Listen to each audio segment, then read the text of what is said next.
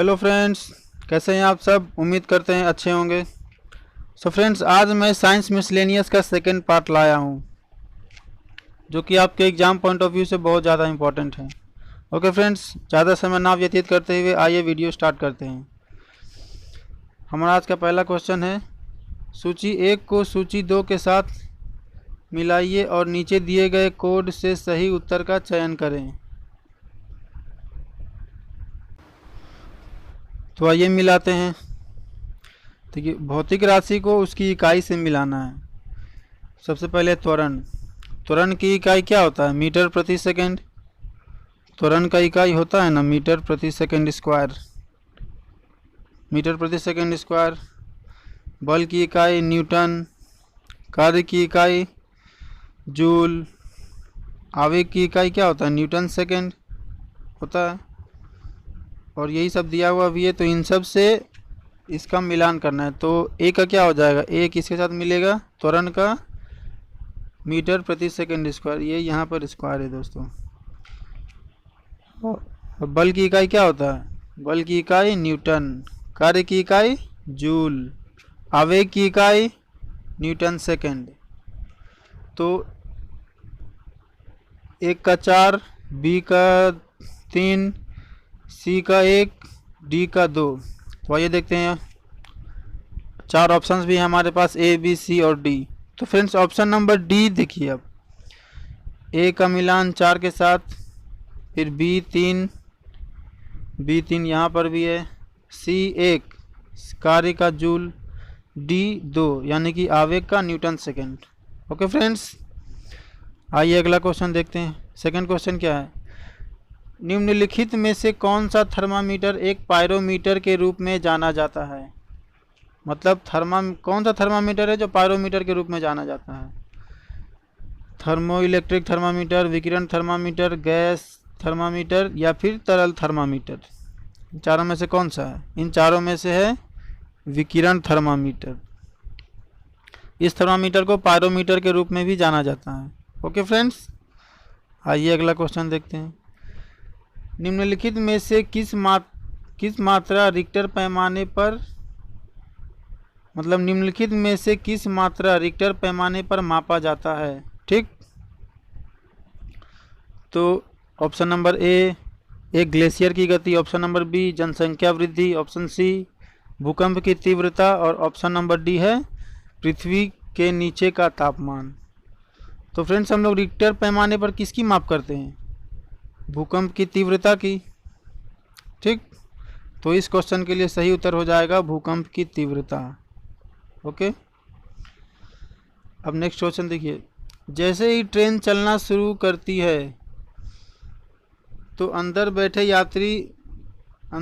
यात्री के सिर उसके पीछे की ओर चला जाता है, मतलब पीछे की ओर झुक जाता है। जैसे ट्रेन अभी स्थिर है, जैसे ही ट्रेन चलना शुरू करती है, जैसे कि ट्रेन यहाँ पर है, अभी रुकी हुई है, ट्रेन जैसे ही चलना स्टार्ट होती है उस पर बैठा यात्री पीछे की ओर झुक जाता है।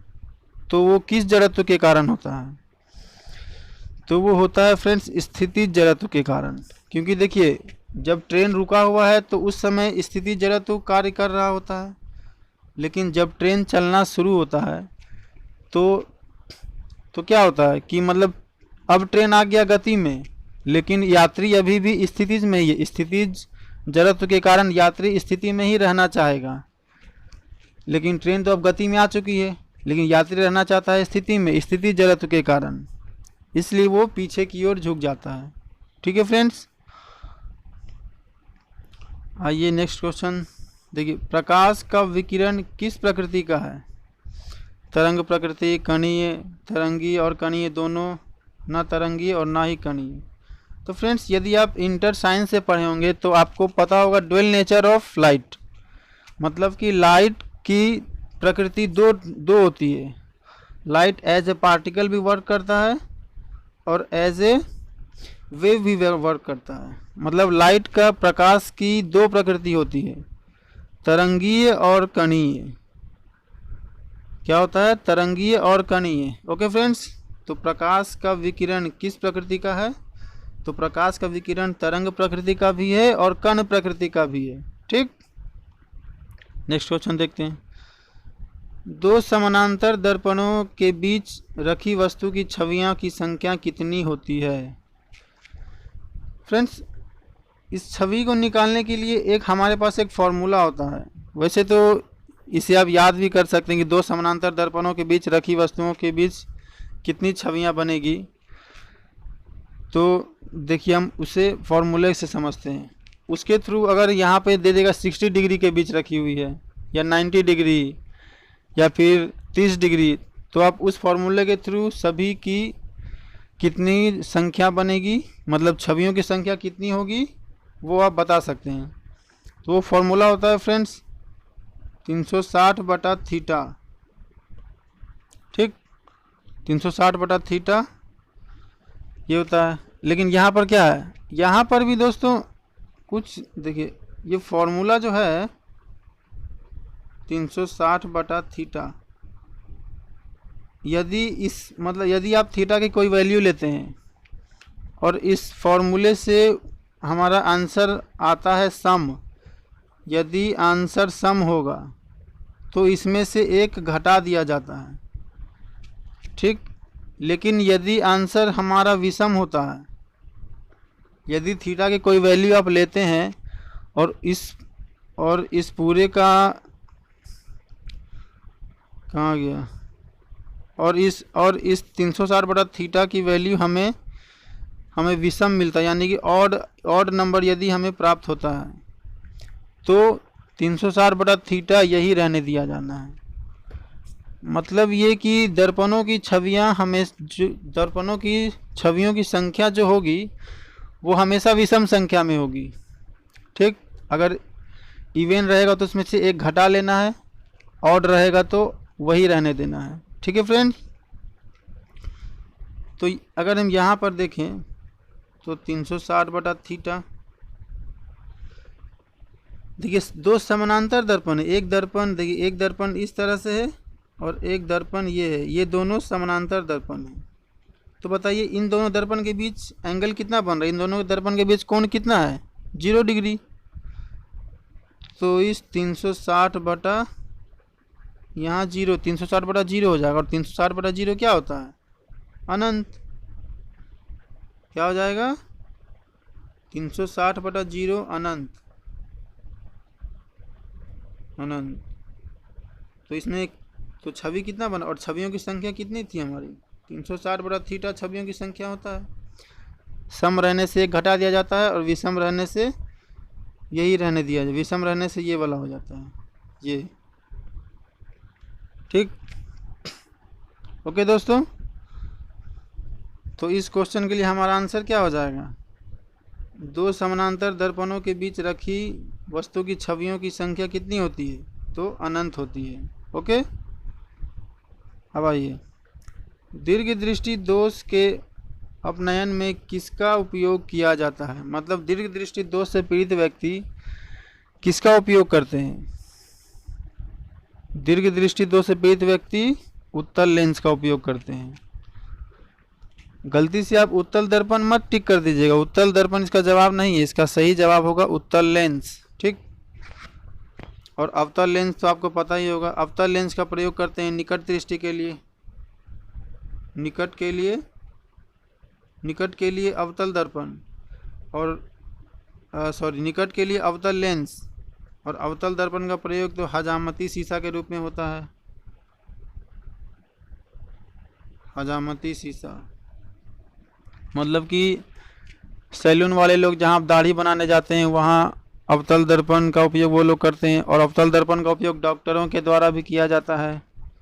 ठीक है फ्रेंड्स, आइए नेक्स्ट क्वेश्चन, इसमें क्या कहा जा रहा है, एक मानव शरीर का सामान्य ताप 98.4 डिग्री फ़ारेनहाइट होता है, डिग्री सेल्सियस में यह तापमान कितना होगा, तो डिग्री सेल्सियस में यह तापमान 36.89 डिग्री सेल्सियस होता है। ठीक है, आइए नेक्स्ट क्वेश्चन देखते हैं, एक रडार जो दुश्मन के विमानों की मौजूदगी का पता लगाते हैं उनमें किसका उपयोग होता है, तो रडार में किस तरंग का उपयोग होता है, रडार में रेडियो तरंग का उपयोग होता है। ठीक, रडार में किस तरंग का उपयोग होता है? रेडियो तरंगों का। आइए नेक्स्ट क्वेश्चन देखते हैं क्या है। डेसिबल किसे मापने के लिए उपयोग किया जाता है? डेसिबल किसे मापने के लिए उपयोग होता है? तो वातावरण में ध्वनि, वातावरण में ध्वनि को मापने के लिए डेसिबल का उपयोग किया जाता है। आइए अगला क्वेश्चन देखते हैं। 100 वाट का एक बिजली बल्ब 4 घंटे के लिए उपयोग किया जाता है, तो कितनी विद्युत ऊर्जा यूनिट की खपत होती है? तो कितनी विद्युत ऊर्जा यूनिट की खपत होती है? देखिए, इसमें विद्युत ऊर्जा यूनिट बताना है। तो फ्रेंड्स, इसके लिए हमारे पास एक फॉर्मूला उपलब्ध है। देखिए, मतलब कि विद्युत ऊर्जा खपत के लिए एक फॉर्मूला है कि वाट इंटू वाट गुने hour, watt into hour divided by 1000, मतलब कि वाट गुने घंटा बटा 1000। ठीक, तो यहाँ उस फॉर्मूले में अगर हम इसे पुट करें तो वाट 100 वाट दिया गया है हमारे पास। 100 वाट इंटू घंटा कितना? 4 घंटा डिवाइडेड बाय 1000। 1000 ये 2 जीरो, यहाँ से 2 जीरो कैंसिल, तो कितना आ गया? 4/10। तो 4/10 को हम 0.4 लिख सकते हैं, 0.4। ये 0.4 यूनिट, इतनी विद्युत ऊर्जा खपत होगी यदि हम 100 वाट का बिजली का बल्ब 4 घंटे के लिए उपयोग करते हैं। तो इसका सही जवाब क्या हो जाएगा फ्रेंड? 0.4। और दोस्तों, इसमें देखिए, कभी कभी ऐसा भी क्वेश्चन आ सकता है कि 100 वाट का एक बिजली का बल्ब 4 घंटे के लिए उपयोग किया जाता है, और उसमें दे देगा जैसे कि 5 बल्ब जलते हैं, 6 बल्ब जलते हैं। तो उसमें ज़्यादा कुछ नहीं करना है, उसमें बस यही है कि वाट इंटू आवर डिवाइडेड बाय 1000। जैसे कि अब बोल दे कि 5 ठो बल्ब जलता है, तो इंटू में 5 कर देना है। अब बोलेगा 5 दिन के लिए जलता है, तो इंटू में 1 ठो और 5 कर देना।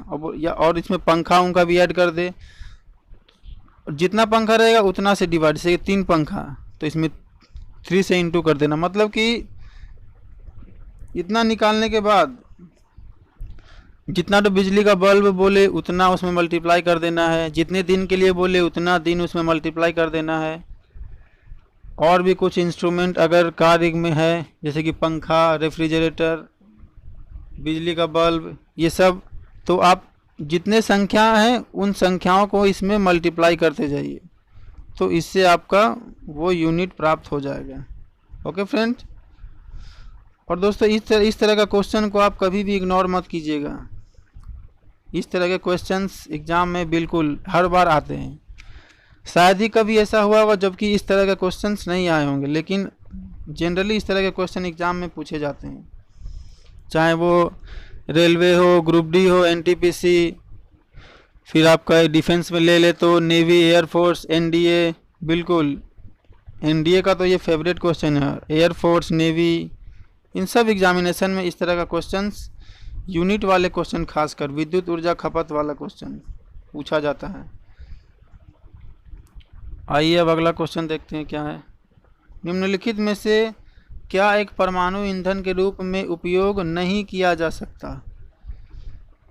Uranium, thorium, calcium, plutonium. तो इनमें से कौन सा है जिसका उपयोग हम परमाणु ईंधन के रूप में नहीं कर सकते? यूरेनियम का उपयोग कर सकते हैं, थोरियम का उपयोग भी कर सकते हैं, और प्लूटोनियम का उपयोग भी कर सकते हैं, लेकिन कैल्शियम का उपयोग हम नहीं कर सकते। तो इस क्वेश्चन के लिए सही जवाब क्या हो जाएगा? कैल्शियम। कैल्शियम का उपयोग परमाणु ईंधन के रूप में नहीं होता है। ठीक, ओके फ्रेंड्स। आइए नेक्स्ट क्वेश्चन। किसी शब्द के लिए 2G स्पेक्ट्रम में G का इस्तेमाल किया जाता है, जैसे कि 2G, 3G, 4G, ये सब होता है। तो इसमें 2G स्पेक्ट्रम में ये G का मतलब क्या होता है? कभी कभी एग्जामिनेशन में ये भी पूछ दिया जाता है कि ये 2G स्पेक्ट्रम में G जो है, इस G का मतलब क्या होता है? तो G का मतलब होता है दोस्तों जनरेशन। क्या होता है? जनरेशन। ओके दोस्तों, यहाँ पर एक क्वेश्चन ये भी है, देखिए यहाँ पर है ना, smiling Buddha was the assigned code name of India's first nuclear weapon explosion of May 18, 1974। मतलब कि दोस्तों हमारा जो प्रथम परमाणु परीक्षण 18 मई 1974 में जो हुआ था, उसका कोडवर्ड क्या था? तो दोस्तों उसका कोडवर्ड था स्माइलिंग बुद्धा। ये देखिए, ये था इसका कोडवर्ड स्माइलिंग बुद्धा। कभी कभी एग्जामिनेशन में ये भी पूछ दिए जाते हैं, स्माइलिंग बुद्धा। तो प्रथम परमाणु परीक्षण पोखरण में जो हुआ था 1974 में, उसका कोडवर्ड था स्माइलिंग बुद्धा। ठीक है, तो फ्रेंड्स आज के लिए इतना रहने देते हैं। अगला क्वेश्चन अगले वीडियो में आएगा। सो फ्रेंड्स हमारे साथ आप बने रहिएगा, और हमारे चैनल को अगर आपने अभी तक सब्सक्राइब नहीं किया है तो हमारे चैनल को प्लीज़ सब्सक्राइब कर लीजिए, ताकि आपको हमारे आने वाले वीडियोस के नोटिफिकेशन जल्द से जल्द मिल जाए। ओके फ्रेंड्स, सो फ्रेंड्स हमारे वीडियोस अगर आपको पसंद आए हो तो प्लीज़ हमारे वीडियोस को लाइक कीजिए, शेयर कीजिए। फ्रेंड्स आपके एक लाइक शेयर से हमें काफ़ी हेल्प होती है, और हमें हेल्प आपके इससे हमें मोटिवेशन मिलता है, और इससे हम और वीडियो बनाने के लिए प्रेरित होते हैं। ठीक है फ्रेंड्स, तो फ्रेंड्स मिलते हैं अगले वीडियो में।